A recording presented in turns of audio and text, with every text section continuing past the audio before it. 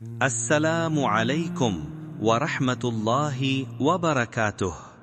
আজ থেকে ১৪০০ বছর আগে যখন আরব উপদ্বীপের বাইরে কি আছে তা নিয়ে সাধারণ মানুষের কোনো ধারণা ছিল না, তখন মদিনার এক কক্ষ থেকে পৃথিবীর অন্যতম শ্রেষ্ঠ দুই পরাশক্তির পতন এবং একটি জাতির উত্থানের কথা ঘোষণা করেছিলেন মানবতার মুক্তিদূত হযরত মুহাম্মদ সাল্লাল্লাহু আলাইহি ওয়াসাল্লাম।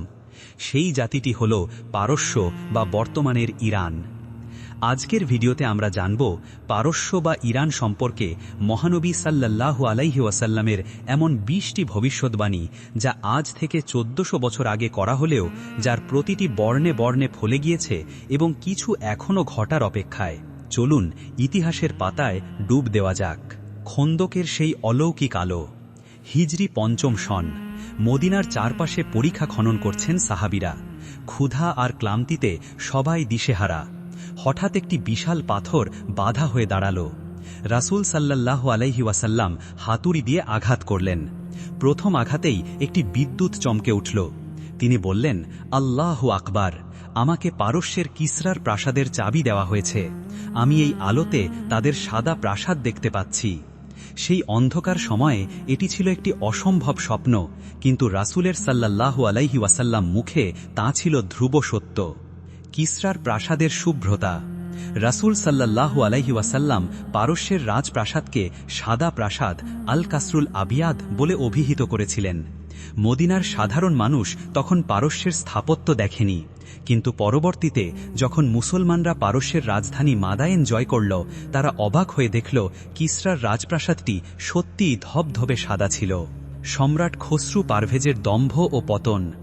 রাসূল সাল্লাল্লাহু আলাইহি ওয়াসাল্লাম যখন পারস্য সম্রাট খসরু পারভেজকে ইসলামের দাওয়াত দিয়ে চিঠি পাঠালেন, সম্রাট দম্ভভরে সেই চিঠি ছিঁড়ে ফেলল। রাসূল সাল্লাল্লাহু আলাইহি ওয়াসাল্লাম খবর পেয়ে বললেন, আল্লাহ তার সাম্রাজ্যকেও ঠিক এভাবেই টুকরো টুকরো করে দেবেন। এর কয়েক বছরের মধ্যেই ওমর রাদিয়াল্লাহু তাআলা আনহুয়ের খেলাফতকালে সেই বিশাল সাম্রাজ্য তাসের ঘরের মতো ভেঙে পড়ে। কিসরা আর আসবে না। বুখারী ও মুসলিমের হাদিসে এসেছে, রাসূল সাল্লাল্লাহু আলাইহি ওয়াসাল্লাম বলেছিলেন, যখন কিসরা ধ্বংস হবে এরপর আর কোনো কিসরা বা পারস্য সম্রাট আসবে না। ইতিহাসে দেখুন, ৭ম শতাব্দীর পর ইরানে আর কখনোই কিসরা উপাধিধারী কোনো সম্রাট বসেনি এবং সেই প্রাচীন সাসানীয় রাজবংশ চিরতরে বিলুপ্ত হয়ে গিয়েছে। পারস্যের ধনভাণ্ডার মুসলমানদের হাতে। রাসূল সাল্লাল্লাহু আলাইহি ওয়াসাল্লাম ভবিষ্যদ্বাণী করেছিলেন যে একদিন মুসলমানরা কিসরার ধনভাণ্ডার জয় করবে এবং তা আল্লাহর পথে ব্যয় করবে। কাদিসিয়ার যুদ্ধের পর বিশাল ধনভাণ্ডার যখন মদিনায় পৌঁছাল, তখন সাহাবীরা চোখের জল ফেলে রাসূলের সাল্লাল্লাহু আলাইহি ওয়াসাল্লামের সেই বাণীর সত্যতা স্মরণ করেছিলেন। ঈমান ও নক্ষত্রের দূরত্ব। রাসূল সাল্লাল্লাহু আলাইহি ওয়াসাল্লাম সালমান ফার্সি রাদিয়াল্লাহু তাআলা আনহুর কাঁধে হাত রেখে বলেছিলেন, যদি ঈমান বা জ্ঞান সুরাইয়া নক্ষত্রের উচ্চতায় বা আসমানেও থাকত, তবে পারস্যের কিছু লোক সেখানে পৌঁছেও তা অর্জন করত। আজ আমরা যদি ইসলামিক ইতিহাসের দিকে তাকাই, তবে দেখব ইমাম বুখারী, মুসলিম, আবু হানিফা, গাজ্জালি, ইবনে সিনার মতো শ্রেষ্ঠ সব বিদ্বানরা এই পারস্য ভূখণ্ডেরই সন্তান ছিলেন। আরবের বাইরের শ্রেষ্ঠ খাদেম। রাসূল সাল্লাল্লাহু আলাইহি ওয়াসাল্লাম ইঙ্গিত দিয়েছিলেন যে ইসলাম প্রচারে একটা সময় আরবরা পিছিয়ে গেলেও অনারবরা, বিশেষ করে পারসিকরা, ইসলামের ঝান্ডাকে উচ্চে তুলে ধরবে। ইসলামের স্বর্ণযুগের দিকে তাকালে দেখা যায় বিজ্ঞান, দর্শন এবং হাদিস চর্চায় ইরানিরাই ছিল বিশ্বের চালিকা শক্তি। প্রিয় দর্শক, ইসলামের এমন সব অজানা ইতিহাস এবং মহানবী সাল্লাল্লাহু আলাইহি ওয়াসাল্লামের বিস্ময়কর ভবিষ্যদ্বাণীগুলো আপনাদের সামনে তুলে ধরতে কাজ করছে আমাদের এই চ্যানেল আলোর মশাল। আপনি যদি এই জ্ঞান অন্বেষণের যাত্রায় আমাদের সাথে থাকতে চান, তবে এখনই চ্যানেলটি সাবস্ক্রাইব করুন এবং বেল আইকনটি চেপে রাখুন। আপনার একটি সাবস্ক্রিপশন আমাদের পরবর্তী গবেষণামূলক কাজগুলোতে অনেক বড় অনুপ্রেরণা যোগাবে। চলুন ফিরে যাই মূল গল্পে। ইস্পাহানের ৭০,০০০ ইহুদি। রাসূল সাল্লাল্লাহু আলাইহি ওয়াসাল্লাম দাজ্জালের ফিতনা সম্পর্কে সতর্ক করতে গিয়ে বলেছিলেন, পারস্যের ইস্পাহান শহর থেকে ৭০,০০০ ইহুদি দাজ্জালকে অনুসরণ করবে। আজ আমরা জানি ইস্পাহান ইরানের একটি গুরুত্বপূর্ণ শহর এবং ঐতিহাসিকভাবে সেখানে দীর্ঘকাল ধরে একটি বড় ইহুদি সম্প্রদায় বসবাস করে আসছে। তায়ালিসা বা পারস্য শাল। একই হাদিসে রাসূল সাল্লাল্লাহু আলাইহি ওয়াসাল্লাম বলেছিলেন, সেই ৭০,০০০ ইহুদির গায়ে তায়ালিসা বা বিশেষ ধরনের পারস্য শাল থাকবে। ১০০০ বছর আগে দেওয়া এই বর্ণনা বর্তমানের বিশেষ কিছু পোশাকের সাথে মিল দেখে অবাক হতে হয়। কালো পতাকার উত্থান। রাসূল সাল্লাল্লাহু আলাইহি ওয়াসাল্লাম বলেছিলেন, পূর্ব দিক থেকে খোরাসান অঞ্চল, যার বড় অংশ বর্তমান ইরান, কালো পতাকাবাহী একদল মানুষের উত্থান ঘটবে। তারা ইমাম মাহদীর আগমনের পথ প্রশস্ত করবে। অপরাজয় বাহিনী। রাসূল সাল্লাল্লাহু আলাইহি ওয়াসাল্লাম আরও বলেছিলেন, এই বাহিনীকে কেউ রোকতে পারবে না যতক্ষণ না তারা জেরুজালেমে তাদের পতাকা স্থাপন করে। বর্তমান ভূ রাজনীতিতে ইরানের অবস্থান এবং জেরুজালেম বা আল কুদস নিয়ে তাদের তৎপরতা কি রাসূলের সেই বাণীর দিকেই ইঙ্গিত দিচ্ছে? এটি ভাববার বিষয়। সালমান আমাদের পরিবারের সদস্য। পারস্য থেকে আসা সালমান ফার্সি রাদিয়াল্লাহু তাআলা আনহু যখন মদিনায় আসলেন, তখন আনসার ও মুহাজিররা তাকে নিজের দলে টানতে চাইছিলেন। রাসূল সাল্লাল্লাহু আলাইহি ওয়াসাল্লাম ঘোষণা দিলেন, সালমান আমাদের পরিবারের সদস্য, আহলে বাইত। এটি পারস্যের মানুষের জন্য রাসূলের পক্ষ থেকে দেওয়া সবচেয়ে বড় সম্মান। পারস্য ও রোমের মহাযুদ্ধ। সূরা রুমের অবতীর্ণ হওয়ার সময় রাসূল সাল্লাল্লাহু আলাইহি ওয়াসাল্লাম ভবিষ্যদ্বাণী করেছিলেন যে, তৎকালীন দুই পরাশক্তি পারস্য ও রোমের যুদ্ধে রোমানরা বিজয়ী হবে এবং সেই সময় মুসলমানরা খুশি হবে। এই ভবিষ্যদ্বাণীটি একদম নিখুঁতভাবে পূর্ণ হয়েছিল। শেষ জামানায় পারস্যের সীমান্ত সংঘাত। বিভিন্ন হাদিসে পারস্যের সীমান্ত বা তৎকালীন পারস্যের অন্তর্ভুক্ত এলাকাগুলোতে ঘন ঘন যুদ্ধ ও অস্থিরতার কথা বলা হয়েছে। রাসূল সাল্লাল্লাহু আলাইহি ওয়াসাল্লাম বলেছিলেন, আখেরি জামানায় ফোরাত নদী থেকে সোনার পাহাড় জেগে উঠবে এবং তা নিয়ে যুদ্ধ হবে।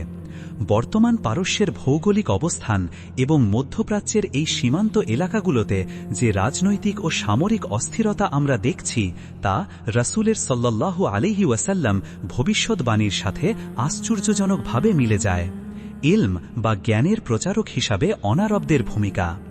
রাসূল সাল্লাল্লাহু আলাইহি ওয়াসাল্লাম বলেছিলেন, এমন এক সময় আসবে যখন অনারবরা আজম ইসলামের জন্য আরবদের চেয়েও বেশি কুরবানি দেবে।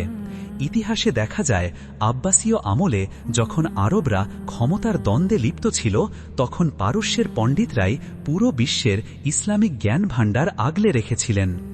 দর্শনে ইবনে সিনা বা আল ফারাবি এবং আধ্যাত্মিকতায় রুমি, তারা সবাই অনারব হয়েও ইসলামের জয় গান গেয়েছেন। পারস্য ও মদিনার আধ্যাত্মিক সংযোগ। সালমান ফার্সি রাদিয়াল্লাহু তাআলা আনহু যখন মদিনায় পরিখা খননের পরামর্শ দিয়েছিলেন, তখন মদিনার সাহাবীরা এবং পারস্যের মেধার মধ্যে এক অদ্ভুত মেলবন্ধন তৈরি হয়। রাসূল সাল্লাল্লাহু আলাইহি ওয়াসাল্লাম ভবিষ্যদ্বাণী করেছিলেন যে, ইসলামের এই নূর কেবল মদিনায় সীমাবদ্ধ থাকবে না, বরং তা দজলা ফোরাত পেরিয়ে পারস্যের ঘরে ঘরে পৌঁছে যাবে। আজ মদিনার রওজা পাকের প্রতি ইরানীদের যে গভীর আবেগ ও ভালোবাসা, তা সেই আধ্যাত্মিক সম্পর্কেরই ফসল। দাজ্জালের বিরুদ্ধে পারস্যের মুমিনদের অবস্থান। ইস্ফাহানের ৭০,০০০ ইহুদি দাজ্জালকে অনুসরণ করলেও রাসূল সাল্লাল্লাহু আলাইহি ওয়াসাল্লাম এর অন্য কিছু হাদিস অনুযায়ী পারস্যের একটি শক্তিশালী মুমিন গোষ্ঠী সত্যের পক্ষে লড়াই করবে। তারা ইমাম মাহদীর বাহিনীতে যোগ দিয়ে দাজ্জালের ফিতনার বিরুদ্ধে ঢাল হয়ে দাঁড়াবে। অর্থাৎ ইরান অঞ্চলটি যেমন ফিতনার সাক্ষী হবে, তেমনি এটি হবে ঈমান রক্ষার অন্যতম দুর্গ। কিসরার স্বর্ণের বালা ও সুরাকা বিন মালিকের ঘটনা। হিজরতের সময় রাসূল সাল্লাল্লাহু আলাইহি ওয়াসাল্লাম সুরাকা বিন মালিককে বলেছিলেন, সুরাকা, তোমার অবস্থা কেমন হবে যখন তুমি কিসরার রাজকীয় বালা দুটি পরিধান করবে? সুরাকা তখন অবাক হয়ে ভেবেছিলেন, মরুভূমির এই নিঃস্ব মানুষের সাথে পারস্য সম্রাটের কি সম্পর্ক? কিন্তু মক্কা বিজয়ের পর ওমর রাদিয়াল্লাহু তাআলা আনহুর খেলাফতকালে যখন পারস্য জয় হল, তখন ওমর রাদিয়াল্লাহু তাআলা আনহু সুরাকাকে ডেকে কিসরার সেই স্বর্ণের বালা পরিয়ে দিয়েছিলেন। এটি ছিল রাসূলের সাল্লাল্লাহু আলাইহি ওয়াসাল্লাম জবান থেকে বের হওয়া সবচেয়ে নিখুঁত ভবিষ্যদ্বাণীগুলোর একটি। সত্যের সন্ধানে পারসিকদের একাগ্রতা। সর্বশেষ এবং সবচেয়ে গুরুত্বপূর্ণ হল পারসিকদের মানুষের সত্য সন্ধানী মানসিকতা। সলমান ফার্সি রাদিয়াল্লাহু তাআলা আনহু সত্যের খোঁজে 1000 মাইল পথ পাড়ি দিয়ে দাসত্ব বরণ করে মদিনায় পৌঁছেছিলেন। রাসূল সাল্লাল্লাহু আলাইহি ওয়াসাল্লাম বলেছিলেন, পারসিকের মানুষ সত্যের জন্য যে কোনো কষ্ট সইতে প্রস্তুত থাকবে। আজও জ্ঞান বিজ্ঞান এবং গবেষণায় ইরানীদের যে একাগ্রতা তা রাসূলের সেই প্রশংসাসূচক বাণীরই বাস্তব রূপ। প্রিয় দর্শক, আজ আমরা পারস্য বা ইরান সম্পর্কে রাসূল সাল্লাল্লাহু আলাইহি ওয়াসাল্লামের 20টি অসামান্য ভবিষ্যৎবাণী নিয়ে আলোচনা করলাম। এই প্রতিটি ঘটনা আমাদের চোখে আঙুল দিয়ে দেখিয়ে দেয় যে ইসলামই একমাত্র সত্য ধর্ম। আমাদের এই প্রচেষ্টা যদি আপনার ভালো লাগে তবে ভিডিওটি শেয়ার করুন এবং আপনার মূল্যবান মতামত কমেন্টে জানান। আলোর মশালের সাথেই থাকুন। আল্লাহ আমাদের সত্য জানার ও সেই অনুযায়ী চলার তৌফিক দান করুন। আমিন।